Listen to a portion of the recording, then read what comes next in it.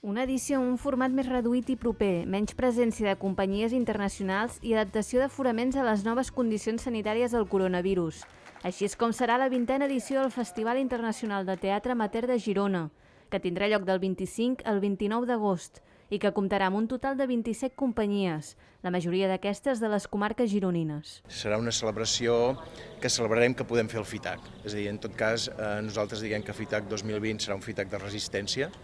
És un FITAC que l'hem reduït una mica, hi ha menys companyies, menys funcions, algun espai que no l'hem programat perquè intentem adaptar-nos una mica al ritme que ens imposa la nova normativa de sanitat. Una de les novetats del festival serà l'espectacle inaugural, i és que per primera vegada tindrà lloc a les escales de la Catedral de Girona, una manera de celebrar les 20 edicions i de fer ciutat. La inauguració anirà a càrrec de Cràdula Teatre i Cor Preludi, que han coordinat 10 companyies de teatre amateur, sense deixar de banda l'essència col·laborativa del FITAC. Han creat aquest espectacle homenatge als 75 anys de l'alliberament del camp d'Auschwitz i que creiem que serà un espectacle molt bonic, molt emotiu, musical, on els actors canten des de nens petits fins a gent més gran, i en aquest concepte també que té el FITAC d'ajuntar-se gent que no es coneix i preparar una feina conjuntament. Per tant, també és això, és aquesta dinàmica de trobar-se companyies que no es coneixen i treballar junts.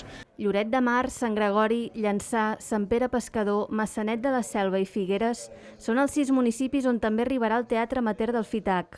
Una edició que porta com a novetat l'obertura als barris amb un taller de formació teatral i representacions a comerços de la ciutat, així com l'estrena del documental FITAC Cinema 2019, tot amb la voluntat de mantenir viva la cultura i retornar el teatre a la ciutat.